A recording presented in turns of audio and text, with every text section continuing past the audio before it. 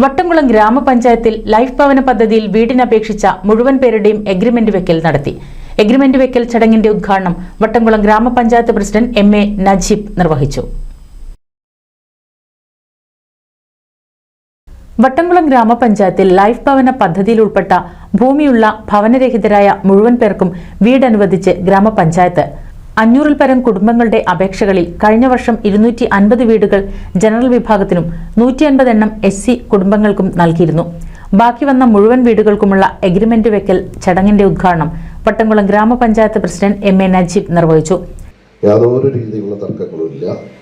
ഭരണ പ്രതിപക്ഷ ഭേദമന്യേ ഗ്രാമപഞ്ചായത്തിലെ എല്ലാ മെമ്പർമാരും അതിന് ഒത്തൊരുമിച്ചുകൊണ്ട് അവരുടെ വാർഡിലെ ആളുകളെയൊക്കെ വളരെ കൃത്യമായിട്ട് ഇവിടെ എത്തിക്കാൻ സഹായിച്ചിട്ടുണ്ട് എന്നുള്ള കാര്യത്തിൽ തർക്കമൊന്നുമില്ല. നമുക്കൊക്കെ അറിയാം, നമ്മളൊരു വിജയാഘോഷമാണ് ഇപ്പോൾ യഥാർത്ഥത്തിൽ. വട്ടംകുളം ഗ്രാമപഞ്ചായത്ത് സമീപ പഞ്ചായത്തുകളെ അപേക്ഷിച്ചിട്ട് അല്ലെങ്കിൽ ജില്ലയിൽ തന്നെ അതിൻ്റെയൊക്കെ ഡീറ്റെയിൽസ് നമ്മൾ മേഡം പറയും. ജില്ലയിൽ തന്നെ വളരെ വിജയകരമായിട്ടുള്ള ഒരു തുടക്കം കുറിക്കാൻ വേണ്ടിയിട്ട് നമ്മുടെ പ്രിയപ്പെട്ട മുൻ VO സെയിൽ സാറ്, അതിൻ്റെ ഒപ്പം തന്നെ നിലവിലെ VO രാജേശ്വരി മേഡം, ഇവര് രണ്ടാൾ കൂടി വളരെ കൃത്യമായി തന്നെ നമ്മുടെ ഈ എല്ലാ ആളുകൾക്കും കൊടുക്കുക എന്നുള്ളൊരു ലക്ഷ്യം പൂർത്തീകരിക്കുക. വലിയ സംശയങ്ങളായിരുന്നു നമുക്കൊക്കെ.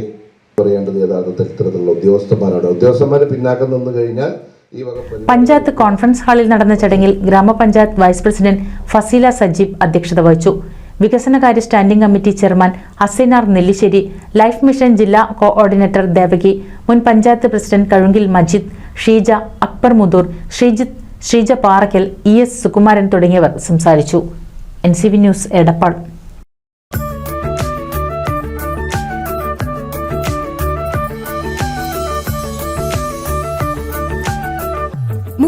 വർഷത്തെ വിശ്വസ്ത പാരമ്പര്യവുമായി എന്നും എപ്പോഴും കൂടെയുണ്ടെന്ന വിശ്വാസം. Basith wedding mall, Basith arcade, Poonkottukulam, Tirur.